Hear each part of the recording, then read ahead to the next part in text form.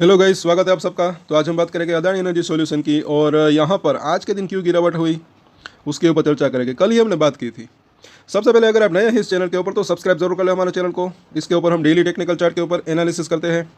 साथ साथ आज रात को जो है एक एक शेयर जो है शेयर करेंगे जिसके अंदर तेज़ी की पॉसिबिलिटी हो सकती है।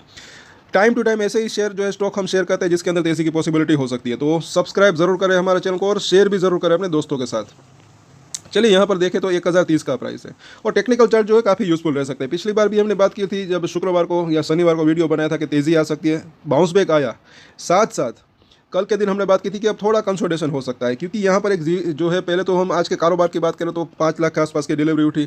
कल भी वो डिलीवरी वॉल्यूम थोड़ा सा कम था, 30% के आसपास की डिलीवरी उठी थी, तो तेज़ी आई थी, एक हल्का सा बाउंस बैक था। यहाँ पर अगर आप देखेंगे 15 मिनट का चार्ट, तो जैसे कि कल ये तेज़ी आई, उसके बाद ये पूरा दिन कंसोलिडेशन पर रहा। और यहाँ पर वीकली चार्ट के ऊपर जब हम इसको देखते हैं तो यहाँ पर भी एक देखें तो एक रेंज बनी हुई है। रेंज का ब्रेकआउट हो सकता है। सबसे पहले तो ये स्ट्रेंथ कब तक आ सकती है, तो इस दोनों ही लेवल के ऊपर ये टिकने में कामयाब रहे, जो कि 5 और 9 वीक का मूविंग एवरेज है। इसको फास्ट मूविंग एवरेज भी कह सकते हैं। लेकिन असली चीज़ यहाँ पर जो है वो दिख रही है वीकली चार्ट के ऊपर। बुलिंजर बैंक की जो मिडिल लाइन है, कल इसके ऊपर चर्चा की थी कि जब तक इसके पार नहीं जाता, कल ही जो इसके आसपास इसने हाई बनाया था, अगर ये हाई लेवल अगर ब्रीच हो जाता ऊपर की तरफ तो जो है ये ऊपरी लाइन है वहाँ तक जाने की संभावना रह सकती थी। लेकिन शुक्रवार तक, फ्राइडे तक आते आते अगर इसके ऊपर ये अभी भी क्लोजिंग देते तो अच्छा रह सकता है। डेली चार्ट की अगर बात करें, साथ साथ उससे भी पहले अभी यहाँ पर जो है क्या हो रहा है, डेथ क्रॉस ओवर होने की तैयारी दिख रही है। उसको भी हम समझेंगे जिनको नहीं पता।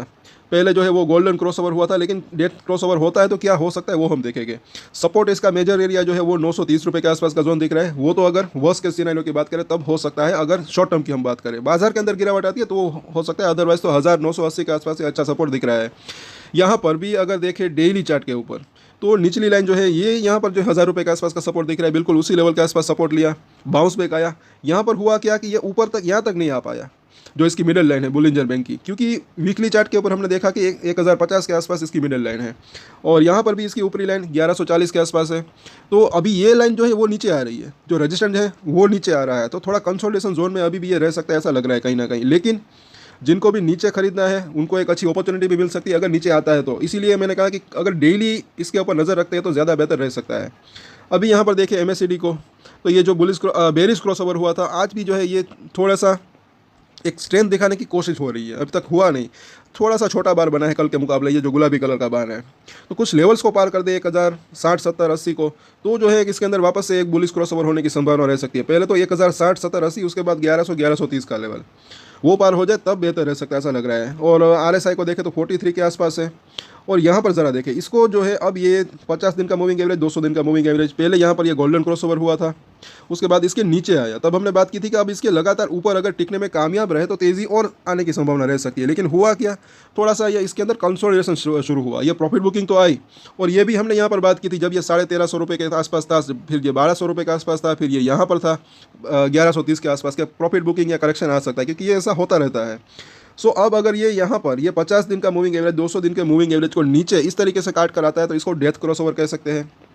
उसके बाद थोड़ी सी वीकनेस की संभावना रह सकती है, लेकिन जो सपोर्ट एरिया है अभी भी वो भी जो है करीबी दिख रहा है नीचे में। जैसे कि हमने कई बार मैंने कहा है कि 950, 900 वो लेवल जो है एक अच्छा सपोर्ट का काम कर सकता है। वो भी उससे पहले भी ये 1000 रुपये का लेवल है, वो भी अच्छा सपोर्ट बन सकता है, लेकिन वो 1000 रुपये को काट कर नीचे जाता है तब की बात है।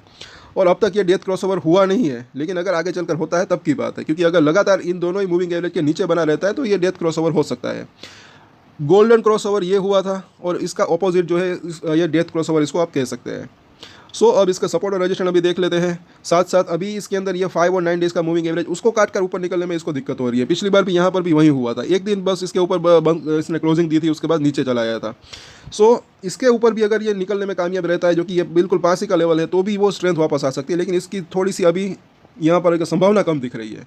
हो सकता है कि थोड़ा बहुत कंसोलेशन हो, लेकिन हाँ, लॉन्ग टर्म में अगर देखें तो मुझे ऐसा लग रहा है कि अच्छी तेज़ी की संभावना रह सकती है, क्योंकि इसके कई प्रोजेक्ट जो है ऑन गोइंग है और वो जैसे जैसे पूरे होते हैं वैसे उसका प्रॉफिट और रेवेन्यू बढ़ सकता है, वैसे उसके शेयर के अंदर भी तेज़ी की संभावना रह सकती है। 1030 का प्राइस है।